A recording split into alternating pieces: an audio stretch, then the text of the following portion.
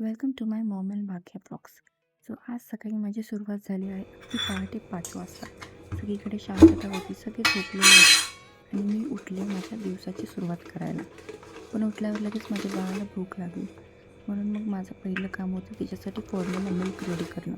मी करते, पण कधी कधी इमर्जन्सी सिच्युएशनमध्ये मला फॉर्म्युला मिल्क द्यावंच लागतं. अशा वेळी बाळाला जास्त काही भूक लागून राहू नये म्हणून फॉर्म्युला मिल्क मी रेडी ठेवते. त्यानंतर खरंच आपलं सकाळचं रुटीन पूर्णपणे बदलून जातं. आधी सकाळी उठल्यावर आपण आपल्या कामाचा विचार करायचो, पण आता उठल्यावर सगळं बाळ काय करते, तिला भूक लागली आहे का नाही, ती उठली का, हेच बघावं लागतं. रोज खूप थकवा आलेला असतो, रात्री झोप नीट झालेली नसते, पण सकाळ झाली की काम थांबत नाही पहिलं असतं आणि त्यासोबत स्वतःकडेही थोडं लक्ष द्यावं लागतं. त्याचं तर बाळासाठी हे सगळं करताना एक वेगळंच समाधान भेटतो. 5 सकाळ किंवा परफेक्ट रुटीन नाही आहे. मी माझ्या रोजच्या आयुष्यातले अगदी नॉर्मल अँड रिअल मॉर्निंग आहे.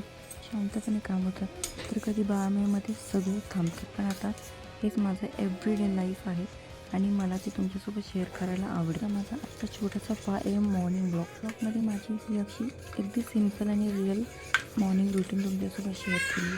कोणताही मोठा सेटअप नाही, फक्त माझं रोजचं आयुष्य जसं आहे तसंच आहे. असे रिअल मॉम लाईफ ब्लॉग्स आवडत असतील तर माझ्या चॅनलला सबस्क्राईब करा आणि ब्लॉग आवडला तर नक्की लाईक करा. चला तर मग माझ्यासोबत सुरू करूया माझी 5 AM मॉम ड्युटीची सकाळ. बाय.